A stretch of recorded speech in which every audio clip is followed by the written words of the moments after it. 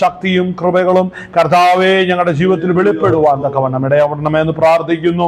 കർത്താവ് അല്പനേരം ഞങ്ങളുടെ മാറ്റമില്ലാത്ത വചനത്തിലേക്ക് അടുത്തു വരുവാൻ പരിശുദ്ധനെ ഞങ്ങളെ സഹായിക്കണം. പരിശുദ്ധാത്മാവ് ഞങ്ങളെ ബലപ്പെടുത്തണമേ. ഞങ്ങളുടെ ആത്മ കണ്ണുകളെ കർത്താവെ വീണ്ടും പ്രകാശിപ്പിക്കണമേ. വീണ്ടും ഞങ്ങളെ നിറയ്ക്കണമേ. ഉണർത്തി ബലപ്പെടുത്തണമേ. അങ്ങയുടെ വരവിനായി ഞങ്ങളെ ഒരുക്കണമേ. അപ്പൊ അങ്ങയുടെ വലിയ കരം കർത്താവ് ഇന്ന് പകൽ നേരം ഞങ്ങളുടെ ജീവിതത്തിലുള്ളതിനായി സ്തോത്രം. പ്രാർത്ഥന കേട്ടതിനായി സ്തോത്രം ചെയ്യുന്നു കർത്താവെ. യേശു ക്രിസ്തുവിന്റെ ഒരു പരിശുദ്ധ നാമം തന്നെ ആമേൻ. ദൈവനാമത്തിന് മഹത്വം ഉണ്ടാകട്ടെ. ഇത് പകൽ നേരം വീണ്ടും നമുക്ക് ദൈവസന്നിധിയിൽ ഒരുമിച്ചായിരിക്കുവാൻ തക്കവണ്ണം സ്വർഗം സഹായിച്ചതിന് അങ്ങ് ദൈവത്തെ മഹത്വപ്പെടുത്തുന്നു.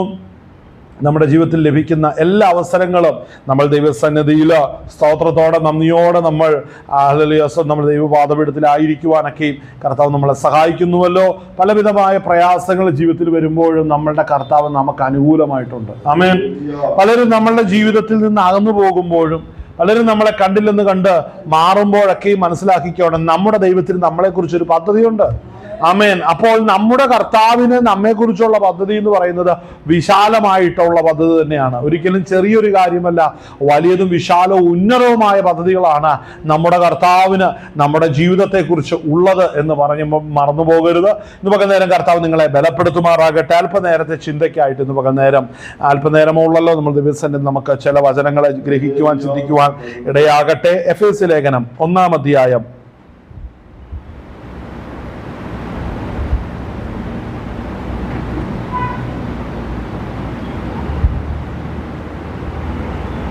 അതിൻ്റെ 6-7 വാക്യം. എഫേസ്യ ലേഖനം 1-6-7 വാക്യം ചോദിച്ചവരാരെങ്കിലും വായിക്കാവുന്നതാണ്. എഫേസ്യ ലേഖനം 1-ാം അധ്യായം അതിൻ്റെ 6-7 വാക്യം. അവിടെ വായിക്കുന്നത് എങ്ങനെയാണ്? നമ്മെ ദത്തെടുക്കേണ്ടതിന് അവൻ പ്രിയനായവനിൽ നമുക്ക് സൗജന്യമായി നൽകിയ തൻ്റെ കൃപാമഹത്വത്തിൻ്റെ പുകഴ്ചയ്ക്കായി സ്നേഹത്തിൽ നമ്മെ മുൻ നിയമിക്കുകയും ചെയ്തുവല്ലോ. അടുത്തത്, അവനിൽ നമുക്ക് അവന്റെ രക്തത്താൽ അതിക്രമങ്ങളുടെ മോചനമെന്ന വീണ്ടെടുപ്പുണ്ട്. ആമേൻ. സ്തോത്രം.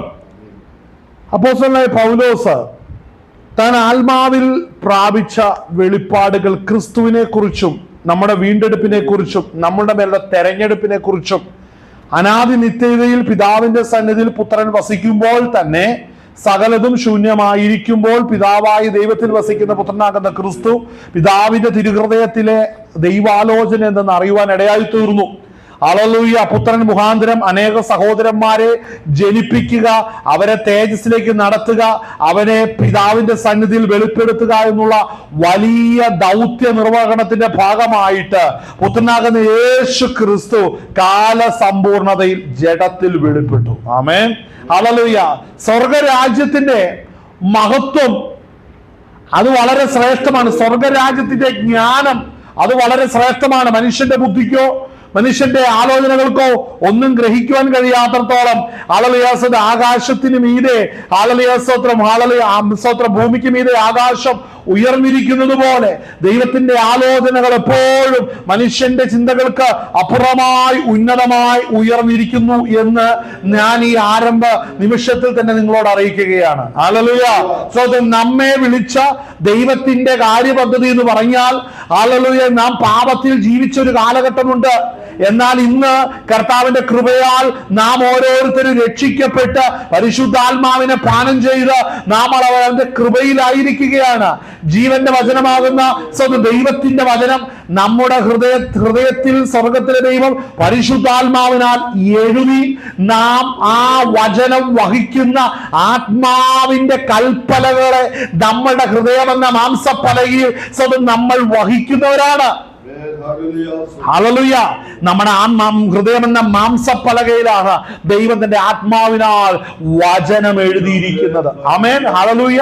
അങ്ങനെ ദൈവത്തിന്റെ കൽപ്പനകൾ, ദൈവത്തിന്റെ ആലോചനകൾ, ദൈവത്തിന്റെ ഹിതമെല്ലാം നമ്മളെ സ്വർഗത്തെ ദൈവം അറിയിക്കുമ്പോൾ ഇത് നമ്മൾ മനസ്സിലാക്കേണ്ടത് ഇത് നമ്മോട് ഇങ്ങനെയെല്ലാം പ്രവർത്തിക്കുവാൻ, ഇതൊക്കെ നമ്മുടെ മേൽ വരുവാൻ സ്വർഗത്തിലെ പിതാവ് ആഗ്രഹിക്കുന്നുവെങ്കിൽ മനസ്സിലാക്കണമേ, സ്വർഗീയ പിതാവിന് മക്കളായി ആത്മാവിൽ ജനിച്ചവരാണ് ഇവിടെ എന്നെ കേൾക്കുന്ന ഓരോ ദൈവമക്കളും.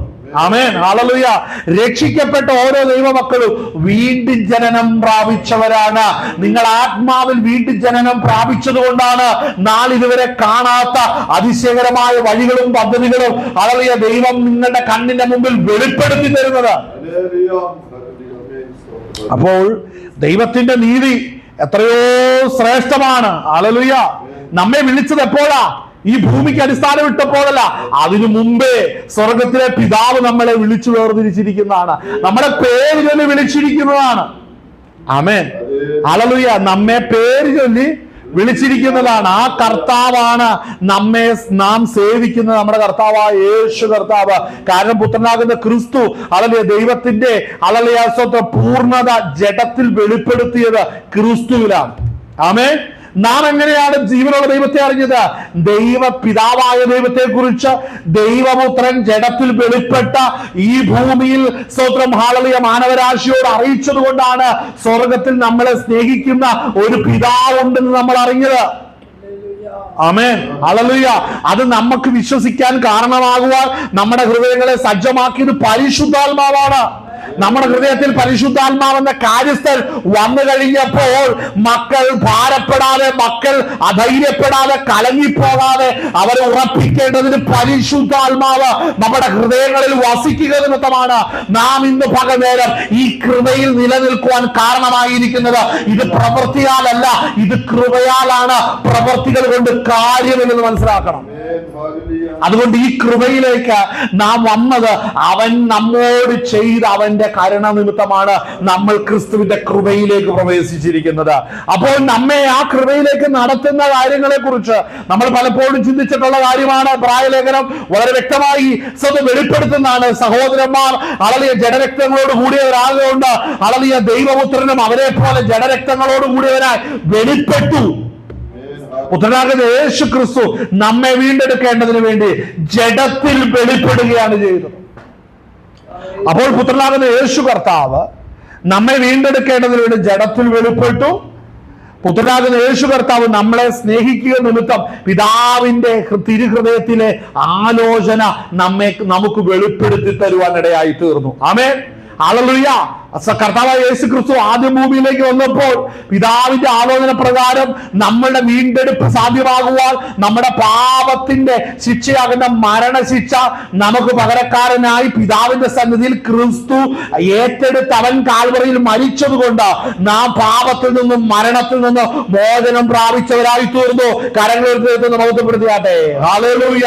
അപ്പോൾ സ്തോത്രം മനസ്സിലാക്കണം, ആ കൃപയ്ക്ക് നമ്മളെ അർഹമാക്കിയത് ദൈവപുത്രൻ നമുക്ക് വേണ്ടി കാൽവറിയിൽ തകർക്കപ്പെട്ടത് കൊണ്ടാണ്. ഹല്ലേലൂയ. പുത്രനാകുന്ന യേശു ക്രിസ്തുവിനോട് കൂടെ നമ്മൾ ചേരുവാൻ സ്നാനമേറ്റു കഴിഞ്ഞപ്പോൾ ക്രിസ്തുവിന്റെ മരണത്തോട് നമ്മൾ ഏകീഭവിച്ചവരായി തീർന്നു. ഹല്ലേലൂയ. അപ്പോൾ നമ്മെ ഇതിനെല്ലാം ഒരുക്കി കൊണ്ടുവന്ന സ്വർഗീയ പിതാവിന്റെ പദ്ധതി എന്ന് പറയുന്നത് നമ്മെ ദൈവ രാജ്യത്തിൽ അല്ലെ കർത്താവിന്റെ സന്നിധി നമ്മളെ ഇരുത്തുക എന്നുള്ള വലിയ പദ്ധതിയാണ് സ്വർഗീയ പിതാവിനുള്ളത്. ആമേൻ, ഹല്ലേലൂയ. നമ്മളെ പിതാവിന്റെ സന്നിധിയിൽ ഇരുത്തുക, നമ്മൾ പിതാവിന്റെ സന്നിധിയിൽ പിതാവിനോടുകൂടെ നമ്മൾ വാഴുക എന്നുള്ള ഒരു വലിയ പദ്ധതിക്ക് വേണ്ടിയാണ് സ്വർഗീയ പിതാവ് ഹല്ലേലൂയ നമ്മെ തിരഞ്ഞെടുത്തിരിക്കുന്നത്. ഹല്ലേലൂയ. അപ്പോൾ സഹോദരൻ, നമ്മൾ ഈ എഫേസ്യ ലേഖനം നമ്മൾ വായിച്ച അതിന്റെ 6-ാം വാക്യം നമ്മൾ വായിക്കുമ്പോൾ നമ്മെ ദത്തെടുക്കേണ്ടതിന്, അല്ലേ? അതിനല്ലേ വായിക്കുന്നേ? വായിച്ചേ.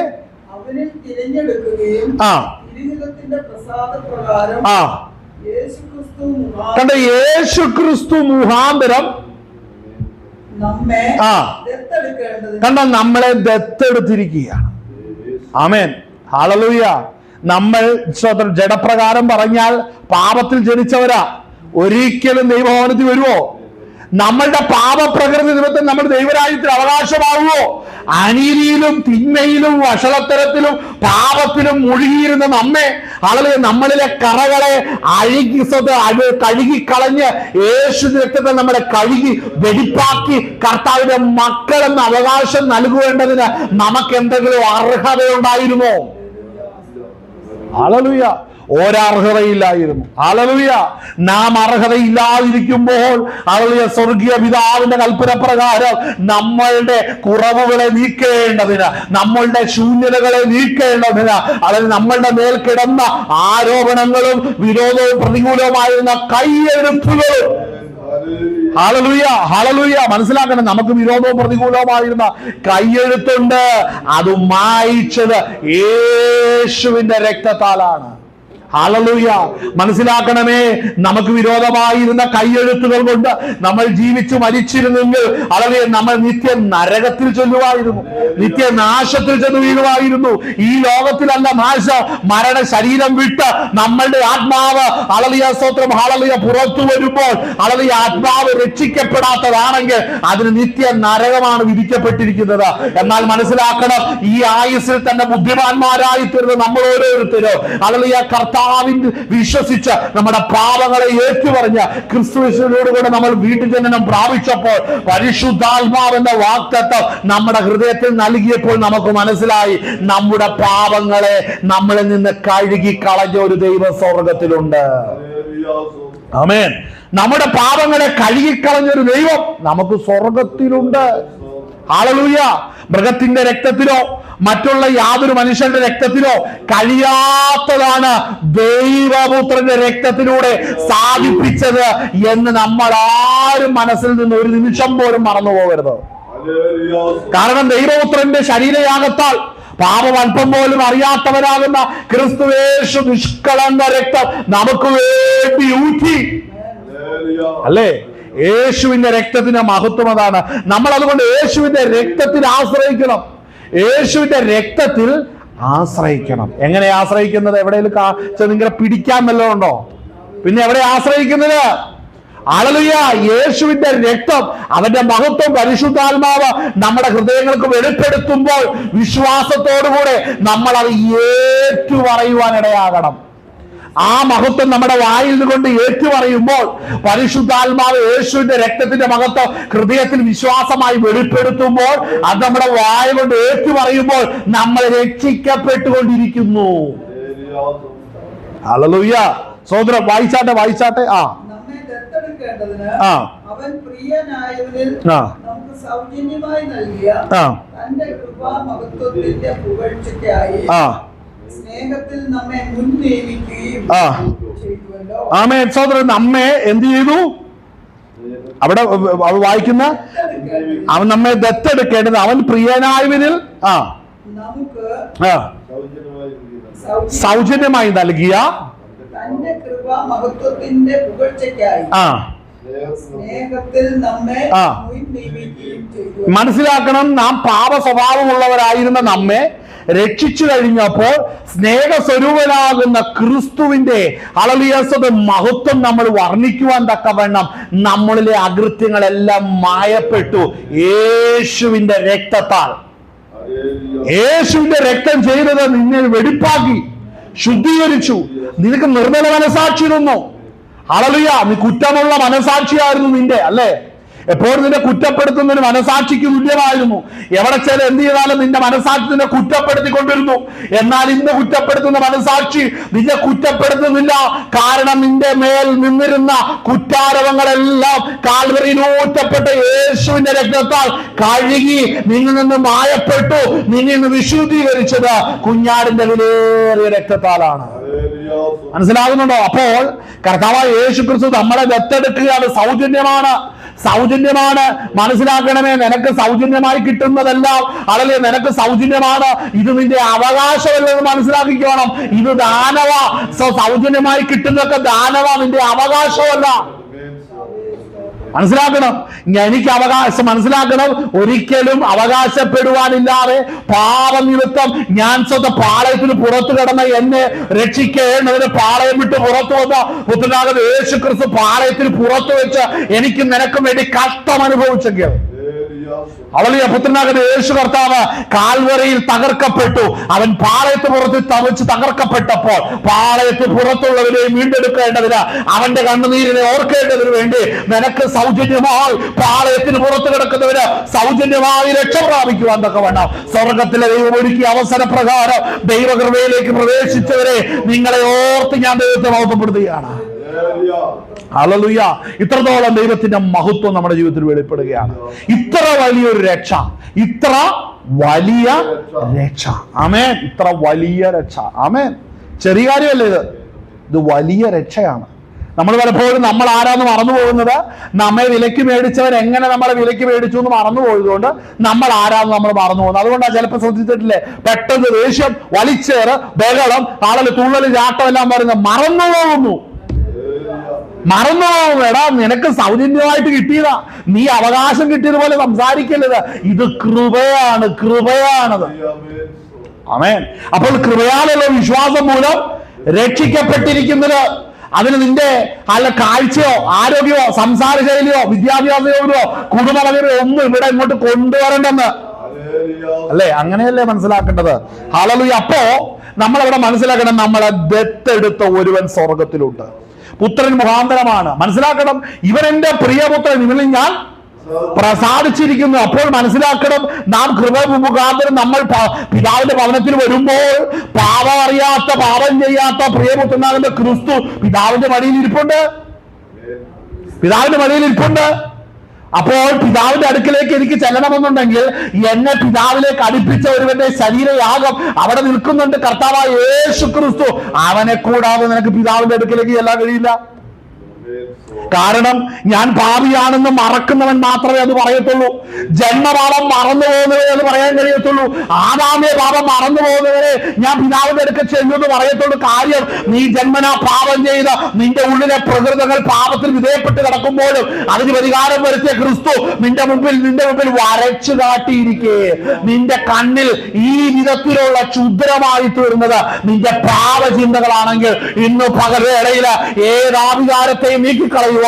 എനിക്ക് നിനക്കും വേണ്ടി ഊറ്റപ്പെട്ട യേശുവിന്റെ വിലയേറിയ രക്തമാണ് എനിക്ക് നിനക്കും വിടുതലായി വ്യാപരിക്കുന്നത്. ഗുണകരമായി സംസാരിക്കുന്ന രക്തം, നിന്റെ കുറവുകളെ നീക്കുന്ന വിലയേറിയ രക്തം തന്നെയാണ്. ആമേൻ. വായിച്ചാട്ടെ. അവനിൽ നമുക്ക് അവന്റെ രക്തത്താൽ അതിക്രമങ്ങളുടെ മോചനമെന്ന വീണ്ടെടുപ്പുണ്ട്. കണ്ടോ, അവന്റെ രക്തം മുഖാന്തരം. അങ്ങനെയല്ല വായിക്കുന്നത്, അവിടെ വായിക്കുന്നതാണ് അവൻ. വായിച്ചേ. അവനിൽ നമുക്ക് അവന്റെ രക്തത്താൽ. ശ്രദ്ധിച്ചേ, കർത്താവായ യേശു ക്രിസ്തുവിൽ. ആമേൻ. അവനിൽ നമുക്ക്, കർത്താവായ യേശു ക്രിസ്തുവിൽ എനിക്ക് യേശു ക്രിസ്തുവിന്റെ രക്തത്താൽ. നമ്മുടെ ബന്ധം മനസ്സിലായെന്നാണ്. മനസ്സിലാവുക, എനിക്ക് യേശുവിന്റെ രക്തം എനിക്ക് വേണ്ടി ഊറ്റപ്പെട്ടത് മാറ്റി വെച്ചിട്ട് യേശു എന്ന് വിളിക്കാൻ പറ്റില്ല. അങ്ങനെ ആരെങ്കിലും വിളിക്കുന്നുണ്ടെങ്കിൽ അളലിയാസത്ത് ഒന്നെങ്കിൽ അവൻ മുമ്പത്തെ പാപം മറന്നുപോയവരും ഹ്രസ്വദൃഷ്ടി ഉള്ളവനൊക്കെ ആയിരിക്കും. എന്നാൽ മനസ്സിലാക്കണം, യേശുവിന്റെ രക്തം എനിക്ക് വേണ്ടി ഊറ്റപ്പെട്ടെങ്കിൽ അതിലേറിയ രക്തത്തിന്റെ മഹത്വം വർണ്ണിക്കാതെ ആർക്കും ക്രിസ്തുവിനെ വെളിപ്പെടത്തില്ല. അതായത് ദൈവപുത്രന്റെ രക്തത്തിന്റെ മഹത്വം വെളിപ്പെടുത്തുവാൻ ദൈവകൃപയിൽ ആശ്രയിക്കുന്നതിന് മാത്രമാ കർത്താവായ യേശു ക്രിസ്തുവിനെ വെളിപ്പെട്ട് കിട്ടത്തുള്ളൂ. ആമേൻ. ഹല്ലേലൂയ. സ്തോത്രം. വായിച്ചാട്ടെ.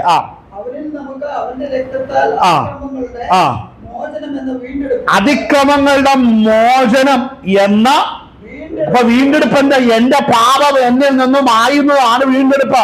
എന്റെ പാപസഭ എന്നിൽ നിന്ന് അശേഷം ഇല്ലാതാകുവോളം എനിക്ക് വേണ്ടി ഒരുവൻ പകരക്കാരനായി തീർന്ന് കഷ്ടം പൂർണ്ണതോതിൽ ഏറ്റെടുത്തവൻ തകർക്കപ്പെടണം. ഏറ്റവും മൃഗീയോ നിഷ്ക്രിയമായി അവൻ തകർക്കപ്പെടണം. അങ്ങനെ നിന്ദിക്കപ്പെട്ട് സ്വർലോകർ, ഭൂലോകർ, അധോലോകർ സകലരുടെയും മുഴങ്കാൽ ഒരുപോലെ മടങ്ങേണ്ടതിനോ സ്വർലോകർ, ഭൂലോകർ, അധോലോകർ സകലരുടെയും മുമ്പിൽ ഏറ്റവും താഴ്ച വന്നവനായ ഒരു മരണം ആസ്വദിച്ചവനും അവൻ പിതാവിന്റെ മടിയിലിരുന്നവനോ സ്വർഗത്തിന്റെ മകുടവുമായിരിക്കുന്നവൻ മാത്രമേ അങ്ങനെ ഒരു ശുശ്രൂഷയ്ക്ക് യോഗ്യമാകുന്നുള്ളൂ. ഹല്ലേലൂയ. അപ്പോൾ പുത്രനാകുന്ന യേശു ക്രിസ്തു മാത്രമാണ് അതിന് യോഗ്യത നേടിയിരിക്കുന്നത്. കരങ്ങൾ ദൈവത്തെ ഒന്ന് മഹത്വപ്പെടുത്തിയാട്ടെ. ഹല്ലേലൂയ. വായിച്ചാട്ടെ, അടുത്തത് വായിച്ചാട്ടെ. നമുക്ക് താൻ ധാരാളമായി കാണിച്ച കൃപാധനപ്രകാരം സകല ജ്ഞാനവും വിവേകവുമായി നൽകിയിരിക്കുന്നു. കണ്ടോ അവിടെ വായിക്കുന്നത് എത്രാം വാക്യമാണ്? 8. അത് അവൻ നമുക്ക് താൻ ധാരാളമായി കാണിച്ച കൃപാവര പ്രകാരം സകല ജ്ഞാനവും വിവേകവുമായി നൽകിയിരിക്കുന്നു. അപ്പോൾ മനസ്സിലാക്കണം, ക്രിസ്തുവിന്റെ രക്തം നമുക്ക് വേണ്ടി ഊറ്റപ്പെട്ടു. ക്രിസ്തുവിന്റെ രക്തത്തിൽ ആശ്രയിക്കുമ്പോൾ നമുക്ക് ലഭിക്കുന്ന ഒരു ജ്ഞാനമുണ്ട്. അതാണ് ക്രിസ്തുവിനെ കുറിച്ചുള്ള വെളിപ്പാട്. അതിനെക്കുറിച്ച് പൗലോസ് ഇവിടെ പറയുന്നു. എന്താണ് പറഞ്ഞിരിക്കുന്നത്? സ്തോത്രം, ഹല്ലേലൂയ. ധാരാളമായി കാണിച്ച അവൻ നമുക്ക് താൻ ധാരാളമായി കാണിച്ച കൃപാവര പ്രകാരം സകല ജ്ഞാനവും വിവേകവും നൽകിയിരിക്കുന്നു. 2 പ്രധാനപ്പെട്ട കാര്യം: വിവേകം, ജ്ഞാനം. ഇതെങ്ങനെ ലഭിക്കും? യേശുവിന്റെ രക്തത്തിൽ ആശ്രയിക്കണം. എങ്ങനെ യേശുവിന്റെ രക്തത്തിൽ ആശ്രയിക്കുന്നത്? യേശു ക്രിസ്തുവിൽ ഞാൻ പ്രവേശിക്കേണ്ടതിന് യേശു ക്രിസ്തുവിന്റെ രക്തം മുഖാന്തരം, അല്ലേ? അങ്ങനെയല്ല അവിടെ വായിക്കുന്ന മറ്റൊരു കാര്യം എന്ന് പറയുന്നത് എന്താണ്? സ്തോത്രം, ഹല്ലേലൂയ. അവനിൽ നമുക്ക് അവന്റെ രക്തത്താൽ അതിക്രമങ്ങളുടെ മോചനം എന്ന വീണ്ടെടുപ്പ്. അവനിൽ നമുക്ക് അവന്റെ രക്തത്താൽ, യേശു ക്രിസ്തുവിൽ നമുക്ക് യേശു ക്രിസ്തുവിന്റെ രക്തത്താൽ. മനസ്സിലാവുന്നുണ്ടോ? അപ്പോൾ യേശു ക്രിസ്തുവിന്റെ രക്തത്തിൽ നിന്ന് പകർന്നേരം നമ്മൾ ഓരോരുത്തരും ആശ്രയിക്കണം. ആമേൻ. സന്തോഷമുണ്ടോ? ഹല്ലേലൂയ. സന്തോഷമുണ്ടോ? ഹല്ലേലൂയ, ഹല്ലേലൂയ. നിങ്ങളുടെ പ്രാർത്ഥനയിൽ ഈ തീ കത്തണം. നിങ്ങളുടെ സ്തോത്രത്തിൽ ഈ തീ കത്തണം. നിങ്ങൾ സാക്ഷ്യം പറയുമ്പോൾ ഈ തീ കത്തണം. ഈ അഗ്നി നിങ്ങൾ സ്വർഗത്തിൽ നിന്ന് നിങ്ങളുടെ ഹൃദയത്തിൽ വെളിപ്പെടുത്തുമ്പോൾ, മോശ സകലവും വിട്ട് 80 വർഷത്തെ സകല ചരിത്രം 40 വർഷത്തെ തന്റെ കുടുംബത്തിന്റെ മഹത്വം എല്ലാം വിട്ടിട്ട് മിസ്രയീമിലേക്ക് മടങ്ങിപ്പോകുവാൻ, അവിടെ ചെന്ന് ദൈവം പറയുന്നത് ചെയ്യുവാൻ തക്കവണ്ണം ബലം പ്രാപിക്കുവാൻ ഇടയായിത്തീരും. യേശുവിന്റെ രക്തത്തിന്റെ ശക്തി അതാണ്. നിങ്ങൾ പ്രാപിക്കുന്ന ഒരു ജ്ഞാനമുണ്ട്, അല്ലേ? എന്താണ് അവിടെ വായിക്കുന്നത്? അവൻ നമുക്ക് താൻ ധാരാളമായി കാണിച്ച കൃപാവര പ്രകാരം സകല ജ്ഞാനവും വിവേകവും നൽകിയിരിക്കുന്നു. അടുത്ത വാക്യം എന്താണ് വായിക്കുന്നത്? അവനിൽ താൻ മുഖാന്തരം, അവനിൽ താൻ മുൻനിർണയിച്ച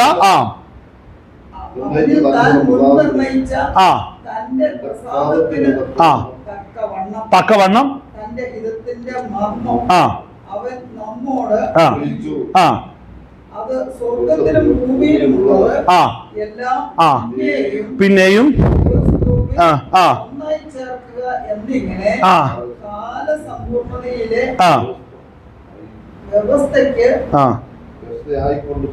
വ്യവസ്ഥയായിക്കൊണ്ട് തന്നെ. ആമേൻ. ഹല്ലേലൂയ. സ്തോത്രം, ഹല്ലേലൂയ. കരങ്ങൾ ദൈവത്തെ മഹത്വപ്പെടുത്തിയാട്ടെ. സ്തോത്രം, ഹല്ലേലൂയ. ആ വാക്യം നമുക്കൊന്നുകൂടെ വായിക്കാം. വായിച്ചേ.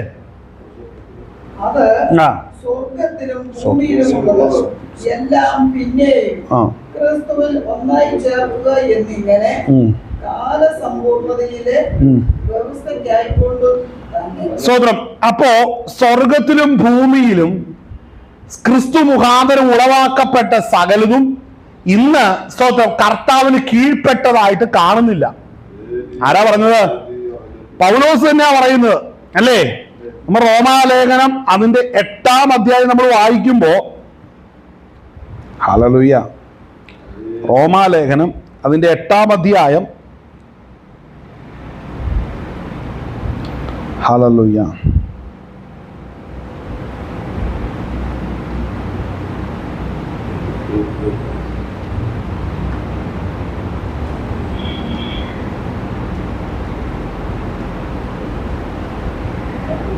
അതിന്റെ 20-ാം വാക്യം വായിച്ചേ. 8:20. സൃഷ്ടി ദ്രവത്വത്തിന്റെ ദാസ്യത്തിൽ നിന്ന് വായിച്ചോ അതിനെ. ദാസ്യത്തിൽ നിന്ന് വിടുതലും ദൈവമക്കളുടെ തേജസ്സാകുന്ന സ്വാതന്ത്ര്യവും പ്രാപിക്കും എന്നുള്ള ആശയോടെ മായയ്ക്ക് കീഴ്പ്പെട്ടിരിക്കുന്നു. അങ്ങനെ അതിനെ കീഴ്പ്പെടുത്തിയവന്റെ കൽപ്പനയായിട്ടത്രേ, കൽപ്പന നിമിത്തം അത്രേ. തെറ്റു വായിക്കരുത്. സർവസൃഷ്ടിയും ഇതുവരെ ഒരുപോലെ ഞരങ്ങി ഈറ്റുനോവോടിരിക്കുന്നു എന്ന് നാം അറിയുന്നുവല്ലോ. ഇവിടെ ശ്രദ്ധിക്കേണ്ട ഒരു കാര്യമുണ്ട്. കർത്താവായ യേശുക്രിസ്തു മുഖാന്തരം സകലതും ലോകത്തിൽ ഉളവാക്കിയ സ്വർഗീയ പിതാവ് സ്തോത്രം വീണ്ടും സർവ്വ സൃഷ്ടിയും ക്രിസ്തുവിൽ ഒന്നായി ചേർക്കണം. സ്വർഗത്തിലും ഭൂമിയിലും ഉള്ളതെല്ലാം ക്രിസ്തുവിൽ വീണ്ടും ഒന്നായി ചേരേണ്ടവരാണ്. ദൈവപുത്രനെ ജഡത്തിൽ ദൃശ്യമായ ദൈവത്തിന്റെ സർവസമ്പൂർണതയായി ലോകത്തിൽ സ്വർഗീയ പിതാവ് പുത്രനെ വെളിപ്പെടുത്തിയത്. അപ്പോ പുത്രനായ യേശു ക്രിസ്തു ലോകത്തിൽ വരുമ്പോൾ അതിനെക്കുറിച്ച് ഇവിടെ പറയുന്ന കാര്യമാണ് സൃഷ്ടി ദ്രവത്വത്തിന്റെ ദാസ്യത്തിൽ നിന്ന് വിടുതലും ദൈവമക്കളുടെ തേജസ്സാകുന്ന സ്വാതന്ത്ര്യം പ്രാപിക്കുമെന്നുള്ള ആശയോടെ മായയ്ക്ക് കീഴ്പ്പെട്ടിരിക്കുന്നു. അടുത്തത് മനഃപൂർവ്വമായിട്ടല്ല, അതിനെ കീഴ്പ്പെടുത്തിയതിന്റെ കൽപ്പന നിമിത്തം അത്രേ സർവ്വ സൃഷ്ടിയും ഇന്ന് വരെ ഒരുപോലെ ഞരങ്ങി ഈറ്റുനോവോടിരിക്കുന്നു എന്ന് നാം അറിയുന്നുവല്ലോ. ആത്മാവെന്ന ആദ്യതാണ് ലഭിച്ചിരിക്കുന്ന നാമം നമ്മുടെ ശരീരത്തിന്റെ വീണ്ടെടുപ്പായ പുത്രത്വത്തിന് കാത്തുകൊണ്ട് ഉള്ളിൽ. അപ്പൊ വീണ്ടെടുപ്പ് നമ്മുടെ ജീവിതത്തിൽ വരുമ്പോൾ എന്ത് സംഭവിക്കണം?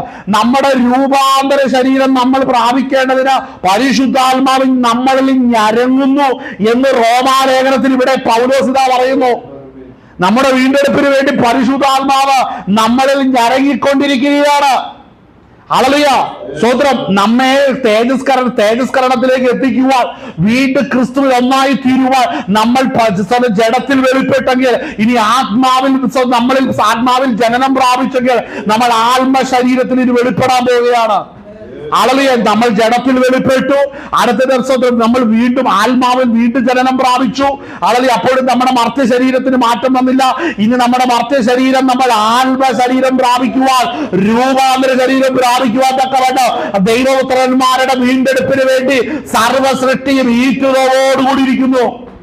ഹല്ലേലൂയ, മനസ്സിലാക്കണം.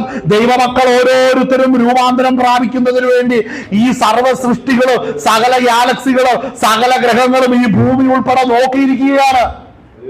ഹല്ലേലൂയ, എന്തുകൊണ്ടാണ് ഹല്ലേലൂയ ഭൂമി ഒന്ന് ഇളകിയിട്ട് അനങ്ങാതിരിക്കുന്നത്? നല്ലൊരു മഴ പെയ്തിട്ട് ശാന്തമാകുന്നത്, ഇടിയും മഴയും വന്ന് കുറെ ഇടിയൊക്കെ വെട്ടി നോർമലാകുന്നത്. ഞാൻ എന്റെ ഭാഷയിൽ പറയാം, നിന്നെ നശിപ്പിക്കാനല്ല. ഹല്ലേലൂയ, ഇതൊക്കെ ഒരുക്കത്തിന്റെ ആരംഭമാണെങ്കിൽ മനസ്സിലാക്കണം, നമ്മെ കുറിച്ചുള്ള ദൈവത്തിന്റെ പദ്ധതി ഈ ലോകത്തിൽ ഇത് പൂർണ്ണമായതിനു ശേഷം നമ്മെ ദൈവസന്നിധിയിൽ എത്തിക്കണം. അപ്പോൾ ഈ പ്രകൃതിക്ക് കാണാൻ സാധിക്കുന്ന ഒരു കാര്യം കൂടെ ഞാൻ ഇക്കൂട്ടത്തിൽ പറയാം. അഭിഷേകം പ്രാപിച്ച് പരിശുദ്ധാത്മാവ് ഹൃദയത്തിൽ വസിക്കുന്ന ഓരോ മനുഷ്യരെയും ഈ പ്രകൃതി കണ്ടുകൊണ്ടായിരിക്കുന്നത്. മനസ്സിലാവുന്നുണ്ട്? രക്ഷിക്കപ്പെട്ടവൻ ആരാന്ന് ഈ പ്രകൃതിക്കറിയാം. ഹല്ലേലൂയ, അങ്ങനെയെങ്കിൽ നമ്മുടെ വീണ്ടെടുപ്പിന് വേണ്ടി വീണ്ടും ക്രിസ്തുവിൽ ഒന്നായി ചേർക്കണമെന്നുള്ള കാര്യപദ്ധതിയിലേക്ക് അതിന് സർവ്വ സൃഷ്ടിയും ഒരുപോലെ ഈറ്റുനോവിലിരിക്കുകയാണ്. ഹല്ലേലൂയ, കഷ്ടത്തിലും വേദനയിലും ഈ ലോകമായിരിക്കുമ്പോൾ മനസ്സിലാക്കണം, നമ്മുടെ വീണ്ടെടുപ്പ് അടുത്തുകൊണ്ടായിരിക്കുന്നത്. വേഗത്തിൽ നമ്മൾ ദൈവസന്നിധിയിൽ ചേർക്കപ്പെടുവാനിടയായിത്തീരും. ഹല്ലേലൂയ, ആ വലിയ പ്രത്യാശയാണ് നമ്മുടെ ഉള്ളത്തിലുള്ള. അപ്പൊ ശ്രദ്ധിക്കണം, ആ പദം ശ്രദ്ധിച്ച് അവിടെ വായിക്കുന്ന ആ വാക്യം, ആത്മാവെന്ന ആദ്യദാനം, അല്ലെ? ആത്മാവെന്ന ആദ്യദാനം ലഭിച്ചിരിക്കുന്ന നാമും നമ്മുടെ ശരീരത്തിന്റെ വീണ്ടെടുപ്പായ. അപ്പൊ ഞാൻ ചോദിക്കട്ടെ, നമ്മളിപ്പോ പുത്രത്വം പ്രാപിച്ചോ? നമ്മളിപ്പോൾ പുത്രത്വം പ്രാപിച്ചോ? പുത്രത്വം തേജസ് നമ്മൾ പ്രാപിക്കണം. ഇപ്പോൾ നമ്മുടെ ആത്മാവ് വീണ്ടെടുത്തു, പരിശുദ്ധാത്മാവ് നമ്മൾ ഒരുങ്ങിക്കൊണ്ടിരിക്കുകയാണ്.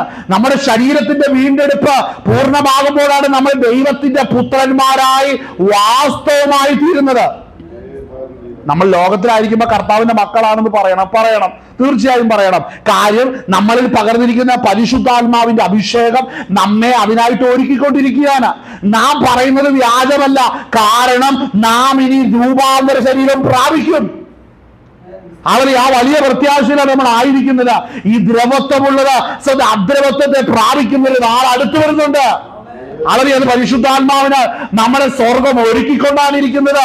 അതുകൊണ്ട് അഭിഷേകത്തിൽ നടത്തപ്പെടുന്ന ഏതൊരു വ്യക്തിയും അവരുടെ ഹൃദയത്തിൽ അളവിയ വലിയ പ്രത്യാശയും ഉണർവും അളവിയ അവരുടെ ഹൃദയത്തിൽ നിന്ന് മാറാതെ ഉണ്ടായിരിക്കും. ആമേൻ. ഒരു പ്രതിസന്ധിയും ഒരു വെല്ലുവിളി നിന്നെ തളർത്തുകയില്ല. കാരണം നീ ലോകത്തിനുള്ളവനല്ലെന്നേ, ഈ ലോകത്തിൽ കിടക്കാനുള്ളവനല്ല നീ. മനസ്സിലാക്കണം, നമ്മെ ഓരോരുത്തരെയും കർത്താവ് സൂക്ഷിക്കുന്നത് അവന്റെ രാജ്യത്തിന് വേണ്ടിയാണ്. അവന്റെ ക്രിസ്തുവിന്റെ അവളിയ മഹോത്സവം ആളിലെ പ്രത്യക്ഷതയില് അത് നാം മേഘത്തിൽ രൂപാന്തര ശരീരം പ്രാപിച്ച് തേജോമയനാകുന്ന ക്രിസ്തുവിന്റെ മുമ്പിൽ നാം വെളിപ്പെടുമ്പോൾ അവന്റെ മുഖപ്രകാശം നമ്മുടെ ആത്മശരീരത്തിൽ പ്രതിബിംബിക്കുമ്പോൾ ദൈവതേജസ് നമ്മൾ വെളിപ്പെടുവാൻ ഇടയായിത്തീരും. ഹല്ലേലൂയ, സ്തോത്രം. ആമേൻ. വായിച്ചാട്ടെ. പ്രത്യാശയാലല്ലോ ആ. നാം രക്ഷിക്കപ്പെട്ടിരിക്കുന്നു. പ്രത്യാശയാലല്ലോ നാം രക്ഷിക്കപ്പെട്ടിരിക്കുന്നത്. കാണുന്ന പ്രത്യാശയോ പ്രത്യാശ. ശ്രദ്ധിക്കണം, കാണുന്നതിന് വേണ്ടി ഒന്നും നമ്മൾ ഇനി പ്രത്യാശ വെക്കരുത്. നമുക്ക് മീതെയുള്ള യെരൂശലേമാണ്, അതാകുന്നു നമ്മുടെ അമ്മ. എവിടെയാ പറഞ്ഞിരിക്കുന്നത്? ഹല്ലേലൂയ, സ്തോത്രം. ഗലാത്യ ലേഖനം 4-ാം അധ്യായം. ഓ ഹല്ലേലൂയ, സ്തോത്രം. അതിന്റെ 26-ാം വാക്യം, 25 മുതൽ വായിച്ചു. 25, 26 വായിച്ചോ. ഗലാത്യ ലേഖനം 4-ാം അധ്യായം 25, 26. ആമേൻ. ഹല്ലേലൂയ. ഞാൻ തന്നെ വായിക്കാം. ഹല്ലേലൂയ. ഹാഗാർ എന്നത് അറബ് ദേശത്ത് സീനായ് മലയെ കുറിക്കുന്നു. അത് ഇപ്പോഴത്തെ യെരൂശലേമിനോട് ഒക്കുന്നു. ആമേൻ. അത് തന്റെ മക്കളോടുകൂടി അടിമയിലല്ലോ ഇരിക്കുന്നത്. അപ്പോൾ മനസ്സിലാക്കേണ്ട ഒരു കാര്യമുണ്ട്, ഇസ്രായേൽ മക്കളും നമ്മൾ കാണപ്പെടുന്നവരെല്ലാം അടിമത്തത്തിൽ കിടക്കുക ഇപ്പോഴും, അല്ലേ? എന്നാൽ രക്ഷിക്കപ്പെട്ട ക്രിസ്തു മുഖാന്തരം വീണ്ടെടുപ്പിനായിട്ട് കാത്തിരിക്കുന്ന ദൈവമക്കളോട് അതിലെ പൗലോസ് അപ്പോസ്തലൻ ഗലാത്യ സഭയിൽ പറയുന്ന ദൈവത്തിന്റെ ആത്മാവിന്റെ ആലോചന അവിടെ അടുത്ത വാക്യം അവിടെ വെളിപ്പെടുന്നുണ്ടാണ്. അടുത്ത വാക്യം, മീതെയുള്ള യെരൂശലേമോ സ്വതന്ത്രയാകുന്നു, അവൾ തന്നെ നമ്മുടെ അമ്മ. മനസ്സിലാക്കണം. ഹല്ലേലൂയ. ബൈബിളിൽ അമ്മ എന്ന് പറഞ്ഞിരിക്കുന്ന ഒരു സ്ഥലം എവിടെയാ, അല്ലേ? ഹല്ലേലൂയ. മീതെയുള്ള യെരൂശലേം, ഹല്ലേലൂയ, മഹാരാജാവിന്റെ നഗരം, അതാണ് നമ്മളുടെ സ്തോത്രം. ഹല്ലേലൂയ. അവിടെ പൗരത്വമുള്ളവരെല്ലാം സ്വതന്ത്രരായിരിക്കുന്നു. മനസ്സിലാകുന്നുണ്ടോ? ഹല്ലേലൂയ. നാം ആത്മാവിനനുസരിച്ച് നടക്കുന്നെങ്കിൽ ജഡത്തിന്റെ പ്രവർത്തികൾ നമ്മൾ ചെയ്യുന്നില്ല. ഒന്ന്. രണ്ടാമത്തെ കാര്യം മനസ്സിലാക്കണം, ജഡത്തെ അനുസരിച്ച് നടന്നാൽ നമ്മൾ ന്യായപ്രമാണത്തിന് കീഴിലാണ്. എന്നാൽ ആത്മാവിൽ നടക്കുന്ന ഒരു ദൈവവൈദ്യനെ സംബന്ധിച്ച് അവന്റെ പൗരത്വം യെരൂശലേമിലാണ്.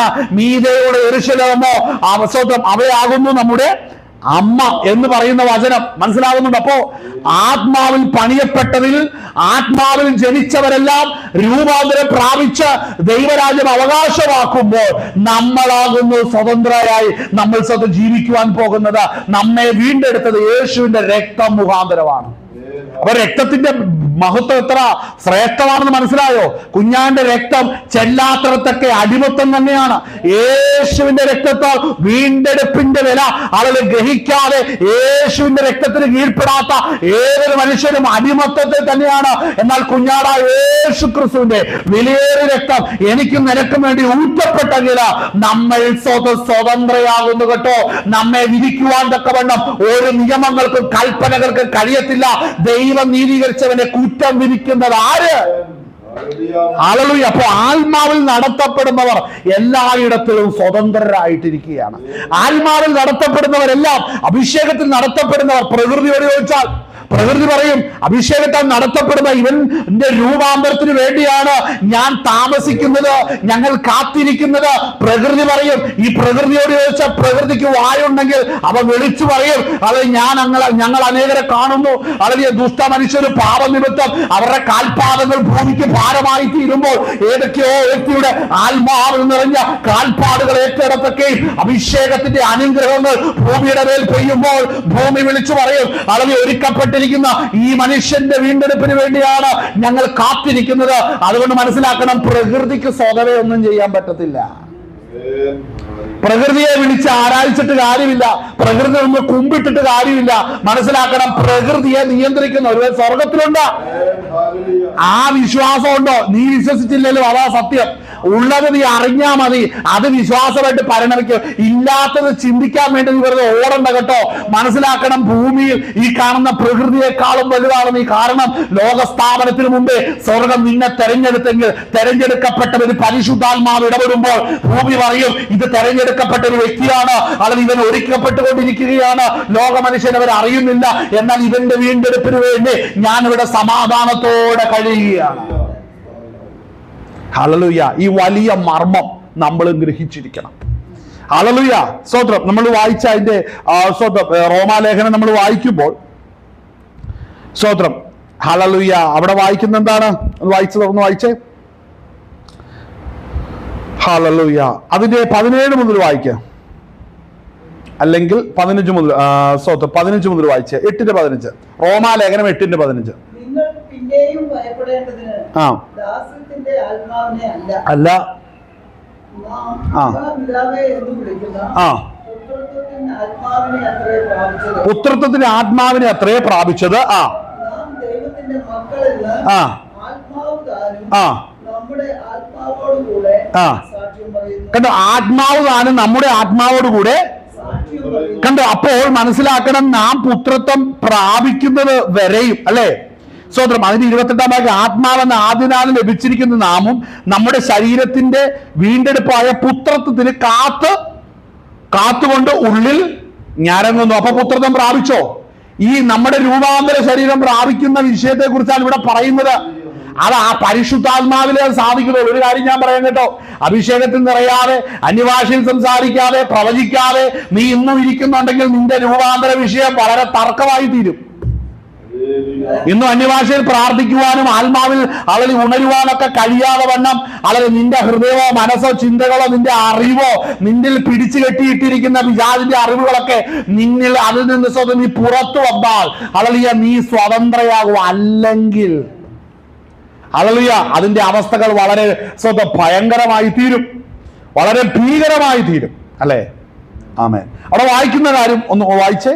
നാം പിന്നെയും ഭയപ്പെടേണ്ടതിന് 15-ാം വാക്യം.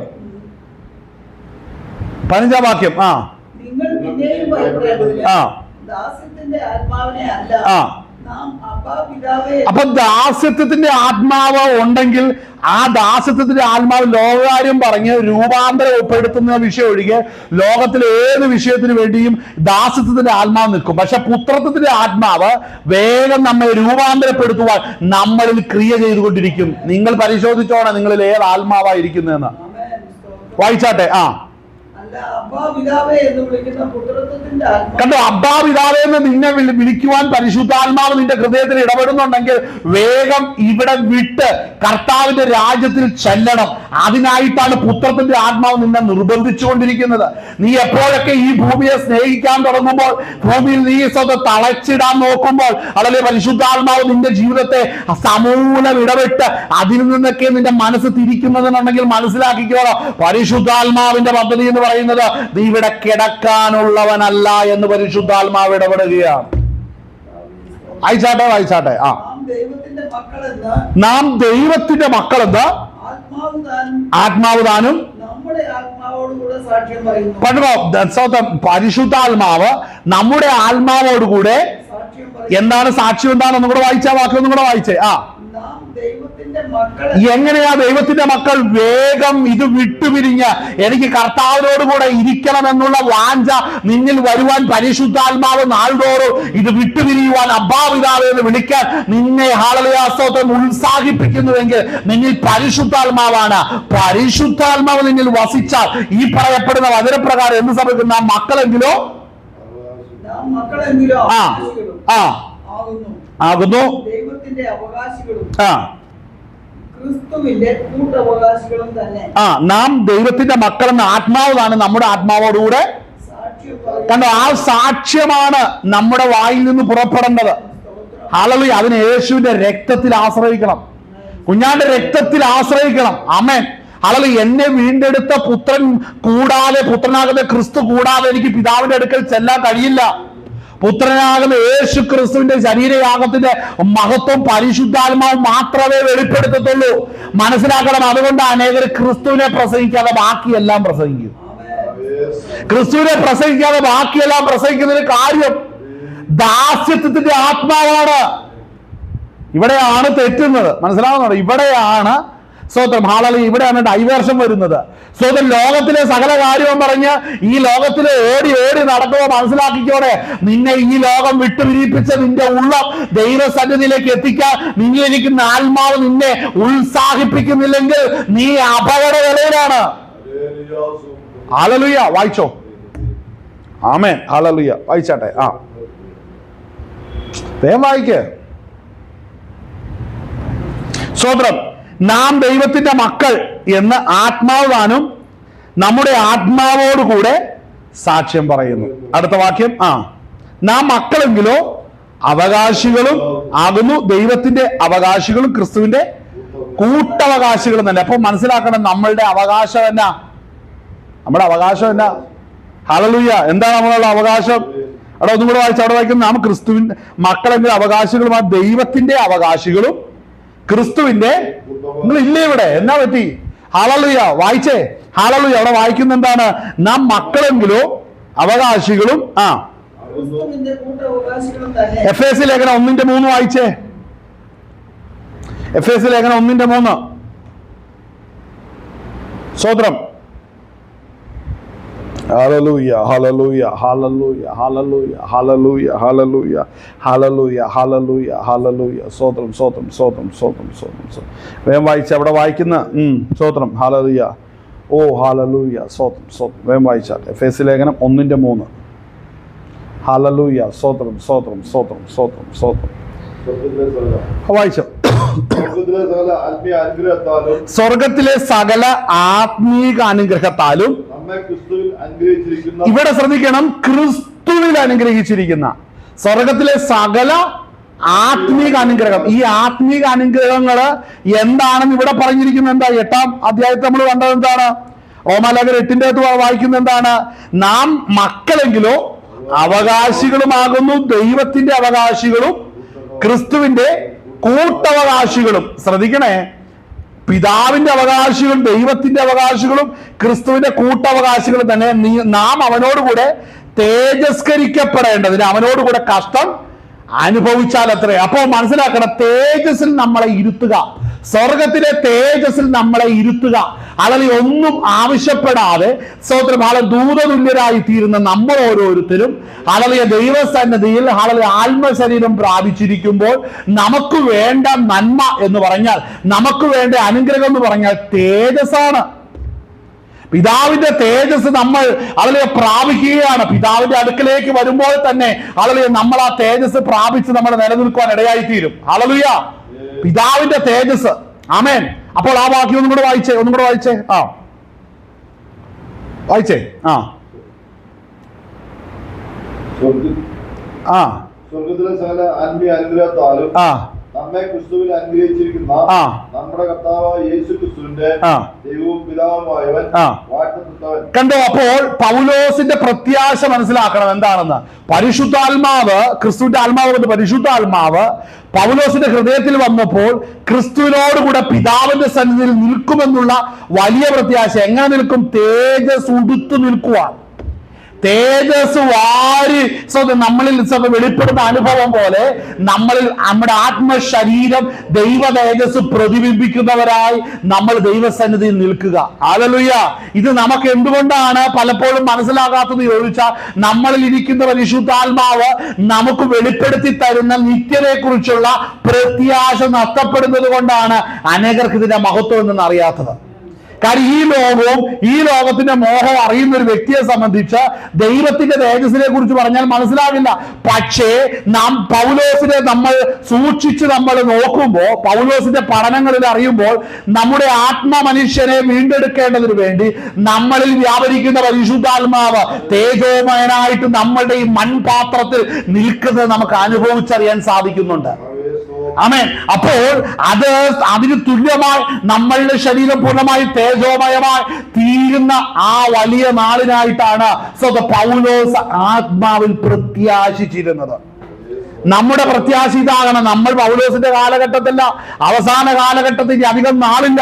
യേശുക്രിസ്തുവിന്റെ വരവ് വളരെ അടുത്തായിരിക്കുമ്പോൾ തന്നെ നമ്മുടെ വീണ്ടെടുപ്പ് സാധിപ്പിക്കുവാൻ, വീണ്ടെടുപ്പ് നടക്കുവാൻ തക്കവണ്ണം നമ്മളെ തന്നെ ദൈവസന്നിധിയിൽ ഏൽപ്പിച്ച് നമ്മൾ കൊടുക്കണം. ആമേൻ. ആ വലിയ പ്രത്യാശ നമ്മുടെ ജീവിതത്തിൽ ഉണ്ടായിരിക്കണം. വായിച്ചാട്ടെ. ആമേൻ. സ്വത്ത് വായിച്ചാട്ടെ. സ്തോത്രം. ഹല്ലേലൂയ. ദൈവമക്കളുടെ തേജസ്സാകുന്ന സ്വാതന്ത്ര്യവും പ്രാപിക്കും എന്നുള്ള ആശയോടെ. എത്രാം വാക്യം വായിച്ചേ? 20. 15 വായിക്കാൻ പറഞ്ഞത്. വായിച്ച ഒന്നും കൂടെ. നിങ്ങൾ പിന്നെയും ഭയപ്പെടേണ്ടതിന് ദാസത്തിന്റെ ആത്മാവിനെ അല്ല. വായിക്ക. പ്രാപിച്ചത് നാം ദൈവത്തിന്റെ മക്കളെന്ന് ആത്മാവ് താനും നമ്മുടെ ആത്മാവോടുകൂടെ സാക്ഷ്യം പറയുന്നു. അപ്പോൾ പരിശുദ്ധാത്മാവ് നമ്മുടെ ഹൃദയത്തിൽ നൽകുന്ന ആ സാക്ഷ്യം എന്ന് പറയുന്നത്, ഞാനും നിങ്ങളും ദൈവമക്കളാണ് ഇപ്പോൾ എൻ്റെ ഹൃദയത്തിൽ പരിശുദ്ധാത്മാവ് നൽകുന്ന ആ ധൈര്യം എന്ന് പറയുന്ന, മകനെ നീ ദൈവപൈതലാണ്, നിന്നെ തെരഞ്ഞെടുത്തിരിക്കുന്നു, നിന്റെ നിത്യത ഇവിടെയല്ല, ആളെ നിത്യമായ രാജ്യത്തിൽ നീ എന്നോടുകൂടെ വസിക്കും, അതിനായിട്ട് നിന്നെ ഒരുക്കുന്നു എന്നുള്ള ആ വലിയ പ്രത്യാശ പരിശുദ്ധാത്മാവ് നിന്റെ ആത്മാവിന് വെളിപ്പെടുത്തി സ്വന്തം നമ്മുടെ മർത്യ ശരീരത്തിൽ വായിലൂടെ അത് സാക്ഷ്യമായി പുറപ്പെട്ടാൽ മാത്രമാ ഹൃദയം കൊണ്ട് വിശ്വസിച്ചു വാഗോണ്ട് ഏറ്റു പറയുന്നുള്ളൂ. അതൊരു നിമിഷം നടക്കുന്നല്ല, അനുദിനം നടക്കണം. മനസ്സിലാകുന്നുണ്ടോ? അതുകൊണ്ട് യേശുവിന്റെ രക്തത്തിൽ ആശ്രയിക്കണം. യേശുവിന്റെ രക്തത്തിൽ ആശ്രയിക്കുമ്പോൾ ക്രിസ്തുവിനെ വെളിപ്പെടുത്തുവാൻ പരിശുദ്ധാത്മാവ് നമ്മളെ ഉത്സാഹിപ്പിക്കുന്നത്. വായിച്ചേ. നാം മക്കളെങ്കിലോ അവകാശികളുമാകുന്നു, ദൈവത്തിന്റെ അവകാശികളും. ഓക്കെ. നാം അവനോടുകൂടെ തേജസ്കരിക്കപ്പെടേണ്ടതിന്. അപ്പോൾ ക്രിസ്തുവിനോടുകൂടെ കഷ്ടം അനുഭവിക്കുവാനാണ് കർത്താവ് നമ്മളെ വിളിച്ചു വേർതിരിച്ചിരിക്കുന്നത്. എന്താണ് കഷ്ടം? ക്രിസ്തു ഹല്ലേലൂയ നിത്യമായതിനെ കണ്ട് ഹല്ലേലൂയ സ്തോത്രം ഈ ഭൂമിയിലുള്ളത് താൽക്കാലികമെന്ന് വിധിക്കുവാൻ ആത്മാവിൽ ശക്തിപ്പെടുമ്പോൾ നീ ജഡത്തിൽ കഷ്ടം അനുഭവിക്കേണ്ടി വരും.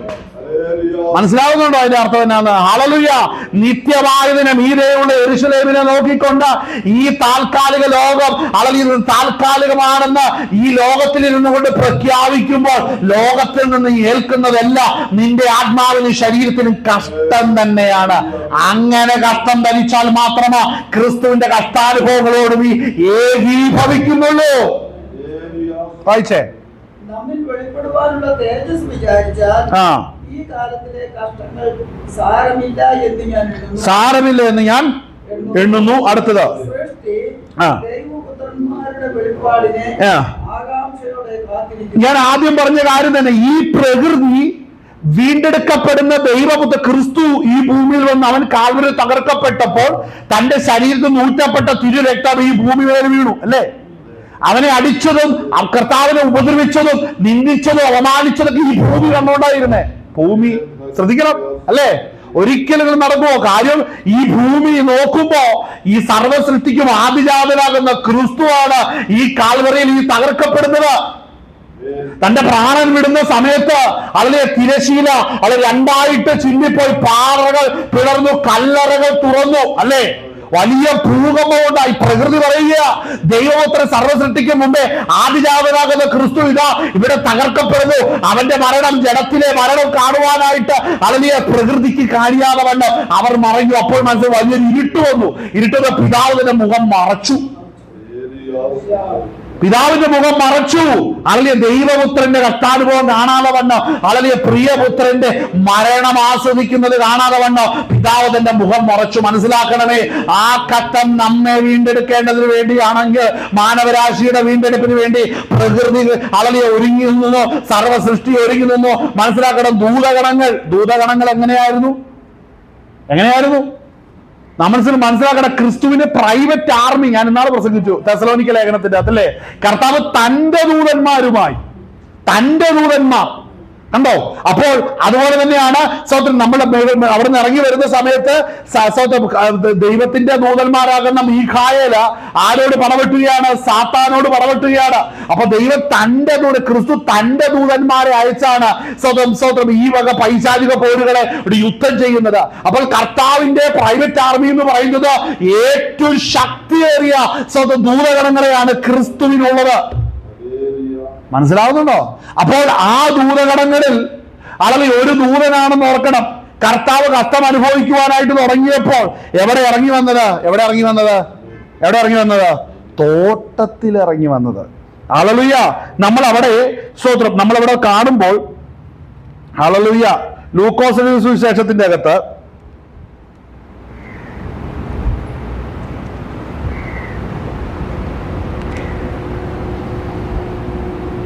ഹല്ലേലൂയ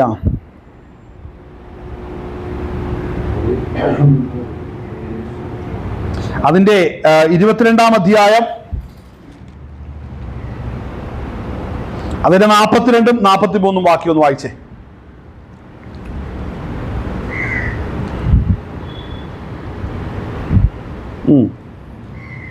വായിച്ചോ. വേഗം വായിക്ക്. ആ, പിതാവേ, സ്തോത്രം. നിനക്ക് മനസ്സുണ്ടെങ്കിൽ ഉം. ഈ പാനപാത്രം എന്നിൽ നിന്ന് നീക്കണമേ. ആ. എങ്കിലും എന്റെ ഇഷ്ടമല്ല, ആ. നിന്റെ ഇഷ്ടം തന്നെ ആകട്ടെ എന്ന് പ്രാർത്ഥിച്ചു. ആ, അവനെ ശക്തിപ്പെടുത്തുവാൻ, ഇവിടെ ശ്രദ്ധിക്കണം, കർത്താവായ യേശു ക്രിസ്തുവിനെ ശക്തിപ്പെടുത്തുവാൻ സ്വർഗത്തിൽ നിന്ന് ഒരു ദൂതൻ ക്രിസ്തുവിന് പ്രത്യക്ഷനായി. അടുത്തത്, ആ,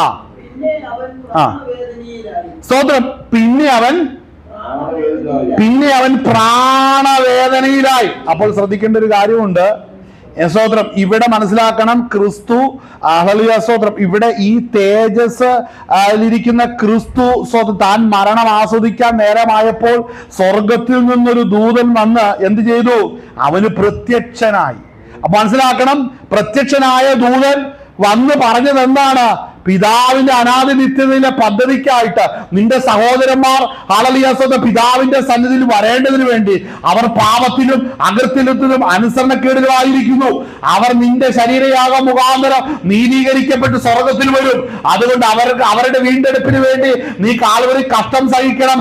അത് പിതാവിന്റെ ഇഷ്ടമാണ്. നീ പിതാവിന്റെ മടിയിലിരിക്കുമ്പോൾ പിതാവിന്റെ ഹല്ലേലൂയ സ്തോത്രം മക്കൾ ഓരോരുത്തരും പിതാവിന്റെ സന്നിധിയിൽ അവനോടുകൂടെ വരണം, ക്രിസ്തുവിനോടുകൂടെ വരണം. അങ്ങനെ പുത്രനായ യേശു ക്രിസ്തു അവൻ സകലത്തെയും ജയിച്ച് തേജസ്സിൽ നടക്കുമ്പോൾ കുഞ്ഞാന്റെ രക്തത്താൽ വീണ്ടെടുക്കപ്പെടുന്നവർ നിന്നെ അനുഗമിക്കുവാൻ ഇടയായി തീരും. അങ്ങനെ സ്വർഗത്തിലെ സന്തോഷം മടങ്ങി വരും. അങ്ങനെ അവനോട് മത്സരിക്കുന്നവരെല്ലാം അവിടെ നിന്ന് മാറിപ്പോയി. ഹല്ലേലൂയ സ്തോത്രം. ആറ് മുഖാന്തരം ഹല്ലേലൂയ സ്തോത്രം ദൈവമക്കൾ ഭൂമിയിൽ കഷ്ടം അനുഭവിച്ചോ അവനെ അവന്റെ വാസസ്ഥലത്തെ സ്വർഗത്തിൽ നിന്ന് നീക്കിക്കളഞ്ഞ് പുത്രനാകുന്ന യേശു ക്രിസ്തു മുഖാന്തരം ഹല്ലേലൂയ അനേകർ ദൈവസന്നിധിയിലേക്ക് എടുക്കപ്പെടും. അങ്ങനെ യുദ്ധത്തിന് ശേഷം അവർ രാജ്യം പ്രാപിക്കും. അങ്ങനെ അവൻ മഹാരാജാവ് നഗരത്തിൽ ക്രിസ്തു മുഖാന്തരം അനേക മക്കൾ അവിടെ വസിക്കുവാൻ ഇടയായി തീരുമെന്നുള്ള വലിയ വെളിപ്പാട് ദൂതനിലൂടെ ക്രിസ്തു കേൾക്കുമ്പോൾ അവൻ പ്രാണവേദനയിലായി.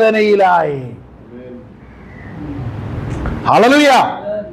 മനസ്സിലാക്കണമേ, ആ പ്രാണവേദനയിൽ ക്രിസ്തു ആയതുകൊണ്ട് നമ്മെ വീണ്ടെടുക്കേണ്ടതിനുള്ള വലിയ പദ്ധതി അവിടെ കാണുവാനും അതിലൂടെ സ്വന്തം നമ്മൾ ഓരോരുത്തരും ദൈവരാജ്യത്തിൽ എത്തുവാനും തക്കവണ്ണം അവിടെ ഇടയായി. ആമേൻ. അപ്പോൾ ദൈവത്തിന്റെ ദൂതനെ സ്വന്തം അവിടെ കൊടുക്കുമ്പോൾ മനസ്സിലാക്കണം, ആ അവസാന നിമിഷങ്ങൾ എന്ന് പറഞ്ഞാൽ ഹല്ലേലൂയ സ്തോത്രം ഈ അകൃത്യങ്ങളെല്ലാം ഹല്ലേലൂയ പിതാവ് പുത്രന്റെ മേൽ ചുമത്തുകയാണ്. അത് നമ്മൾ യെശയ്യാ 53 വായിക്കുമ്പോൾ നമ്മളിവിടെ കാണുന്നുണ്ട്. പുത്രനായ യേശു ക്രിസ്തുവിന്റെ ചുമരിൽ സകല അകൃത്യങ്ങളും പിതാവ് നമ്മുടെ എല്ലാ അകൃത്യം എങ്ങോട്ട് ചുമത്തി? പുത്രന്റെ മേൽ ചുമത്തി. അങ്ങനെ നമ്മുടെ മേൽ ഇരുന്ന അകൃത്യം പുത്രന്റെ മേൽ ചുമത്തിയപ്പോൾ പുത്രനാകുന്ന യേശു ക്രിസ്തുവിന് എന്ത് സംഭവിച്ചു? അവൻ കണ്ടാൽ മനുഷ്യനാണെന്ന് തോന്നുമാറ് അവന്റെ മുഖത്ത് അശേഷം തേജസ്സില്ലാത്ത രൂപമായി കണ്ടു. അത്രത്തോളം ഭീകരമായ വെറുക്കുന്ന ഒരു രൂപം നമുക്ക് വേണ്ടി ദൈവപുത്രൻ, പിതാവിന്റെ പ്രിയപുത്രൻ നമുക്ക് വേണ്ടി ആസ്വദിച്ചതിന് ഒറ്റ കാരണമേ ഉള്ളൂ, നമ്മൾ ഈ ലോകത്തിൽ നശിച്ചു പോകരുത്. മനസ്സിലാവുന്നുണ്ടോ? നമ്മെ വീണ്ടെടുക്കേണ്ടതിനാണ് ദൈവപുത്രൻ ആ കഷ്ടം അനുഭവിച്ചത് മുഴുവനും. ഹല്ലേലൂയ. നമ്മൾ ആത്മാവിൽ അറിയുന്നുണ്ട്. അഭിഷേകമില്ലാത്തവൻ ചോദിക്കും, ഞങ്ങളെല്ലാം ഇത് കേട്ടിട്ട് ഞങ്ങൾക്ക് മാറ്റമില്ലല്ലോ. കാരണം അവരിൽ പാപം ഇരിപ്പുണ്ട്. അവൻ വീട്ടിൽ ജനിച്ചിട്ടില്ല, പരിശുദ്ധാത്മാവനെ മുദ്ര വെച്ചിട്ടില്ല. പിന്നെ എങ്ങനെ അറിയും? അവൻ പാപത്തെ ഏറ്റുപറഞ്ഞ് ക്രിസ്തുവിന്റെ രക്ഷകനും കർത്താവുമായി സ്വീകരിച്ച് ദൈവകൃപയിലേക്ക് വരുമ്പോൾ മാത്രമാണ് ക്രിസ്തു കർത്താവായ യേശു ക്രിസ്തുവിന്റെ മഹത്വം എന്തെന്ന് അറിയുവാനായിട്ട് സാധിക്കത്തുള്ളൂ. ആമേൻ. ഹല്ലേലൂയ. അപ്പോൾ നമ്മൾ വായിച്ച സ്തോത്രം ഹല്ലേലൂയ സ്തോത്രം റോമാ ലേഖനത്തിലേക്ക് നമ്മൾ നോക്കുമ്പോഴും അതുപോലെ നമുക്ക് കൊലോസ്യ ലേഖനത്തിലേക്ക് നമുക്കൊന്ന് വരാം. എന്താണ് സംഭവിച്ചത്? കൊലോസ്യ ലേഖനത്തിലേക്ക് നമ്മൾ വരുമ്പോൾ അതിന്റെ സ്തോത്രം ഹല്ലേലൂയ അതിന്റെ ഹല്ലേലൂയ കൊലോസ്യ ലേഖനം അതിന്റെ 2-ാം അധ്യായം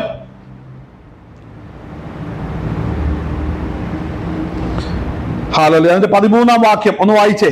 2:13-14.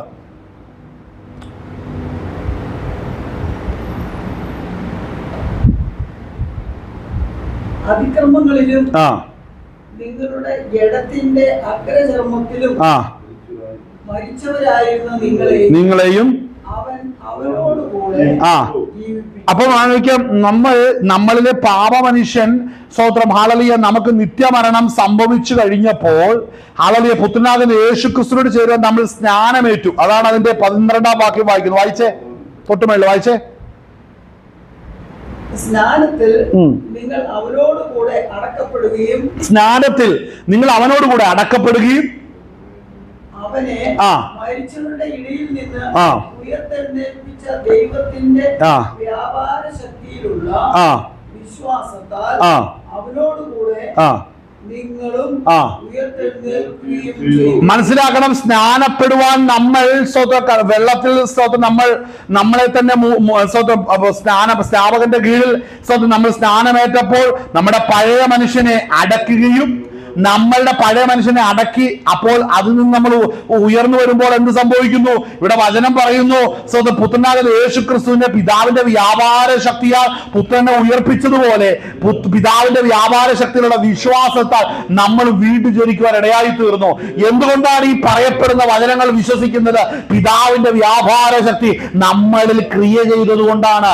എന്തുകൊണ്ടാണ് ഇങ്ങനെ പ്രസംഗിക്കുന്നത്? എന്തുകൊണ്ട് അവന്റെ നാമത്തിന് വേണ്ടി നിൽക്കുന്നത്? യേശുവിന്റെ രക്തത്തിൽ ആശ്രയിക്കുവാൻ നമ്മളെ പ്രേരിപ്പിക്കുന്നത് എന്താണ്? പിതാവിന്റെ വ്യാപാര ശക്തിയാണ്. മനസ്സിലാകുന്നുണ്ടോ? ആ ട്രേഡിംഗ് പവർ നമ്മളിലേക്ക് ഇറങ്ങി വന്നു കഴിഞ്ഞപ്പോൾ നമ്മൾ ക്രിസ്തുവിലേക്ക് വരുവാൻ ഇടയായി തീർന്നു. നമ്മളിലുള്ള ഒന്നിനും ഒരു കാര്യത്തിനും അതിന് പ്രാപ്തിയില്ല. നമ്മെ ആ കൃപയിലേക്ക് എത്തിക്കുന്നത് പരിശുദ്ധാത്മാവാണ്. അപ്പോൾ പരിശുദ്ധാത്മാവ് നമ്മളിൽ ഉണ്ടെങ്കിൽ നമ്മളിൽ ദിനംതോറും ഉണർവിന്റെ ഉയർപ്പിന്റെ ശക്തി നമ്മളിൽ ബലപ്പെട്ടുകൊണ്ടിരിക്കും. നമ്മൾ ഒന്നുകൊണ്ട് ഭാരപ്പെടരുത്. പരിശുദ്ധാത്മാവ് നമ്മളിൽ മുദ്ര വെച്ചിരിക്കുന്നത് നമ്മളെ ഉണർത്തുന്ന പരിശുദ്ധൻ നമ്മളെ ബലപ്പെടുത്തുവാനും നിലനിർത്തുവാനും ഇടയായി തീരും. ആമേൻ. വായിച്ചാട്ടെ, അടുത്തത് വായിച്ചേ.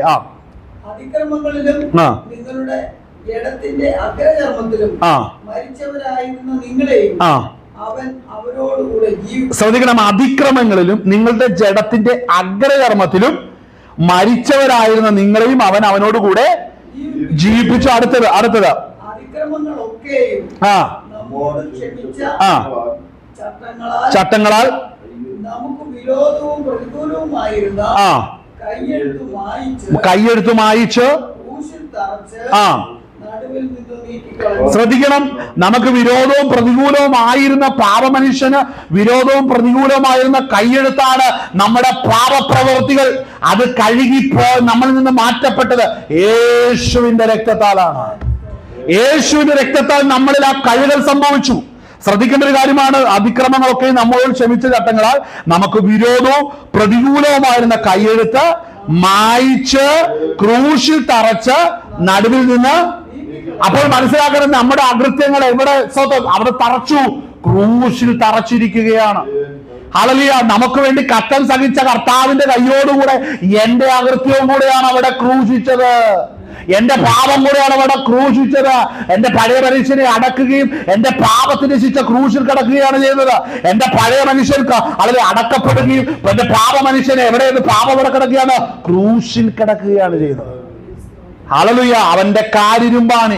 അവൻ പാപമറിയാത്തവന്റെ കൈകളിലും കാലുകളിലും ആഞ്ഞടിക്കപ്പെട്ട് അളത് തുളഞ്ഞ് മറുപുറം വന്നപ്പോൾ മനുഷ്യൻ ചിന്തിച്ചു അത് അവൻ പാപം ചെയ്തത് കൊണ്ടാണ് അവൻ ആ തെറ്റ് ഈ വിധത്തിലുള്ള മരണം ക്രിസ്തു അനുഭവിക്കുന്നത്, യേശു അനുഭവിക്കുന്നു വിചാരിച്ചു. എന്നാൽ ഇന്ന് ഈ ദേശത്തിൽ നിന്ന് ഈ ഹാളിൽ നിന്ന് നമ്മുടെ വിശ്വാസം നമുക്കറിയാവുന്ന ഒരു കാര്യമുണ്ട്. എന്താണ്? എന്റെ അകൃത്യത്തിന് വേണ്ടി ക്രിസ്തു വരിച്ച കഷ്ടതയാണ് നമ്മളിപ്പോൾ കണ്ടുകൊണ്ടിരിക്കുന്നത്.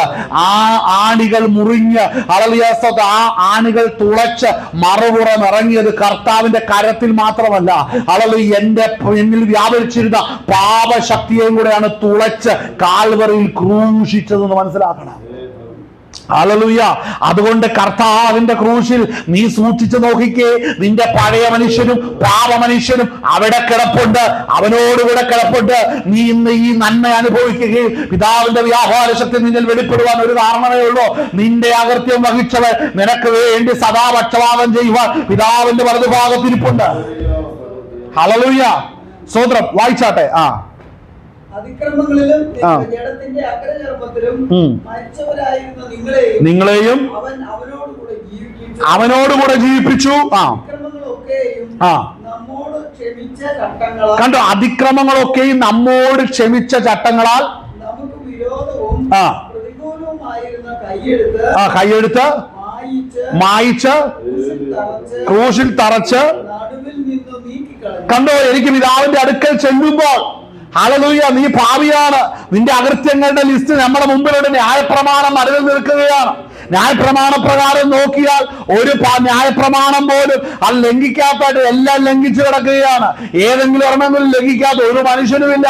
അപ്പൊ സകല മനുഷ്യരും ജഡത്തിന്റെ ബലഹീന നിമിത്തം പാപത്തിൽ കിടക്കുമ്പോൾ മനസ്സിലാക്കണം, ക്രിസ്തുവിന്റെ വചനം പറഞ്ഞു, കണ്ണീ കാളര വാഗൊണ്ട് പറയുന്നത് കണ്ണുകൊണ്ട് നോക്കുന്നതൊക്കെ പാപമാണ്. അതിലും വലിയ പാപം അകത്ത് നടക്കുന്നേ.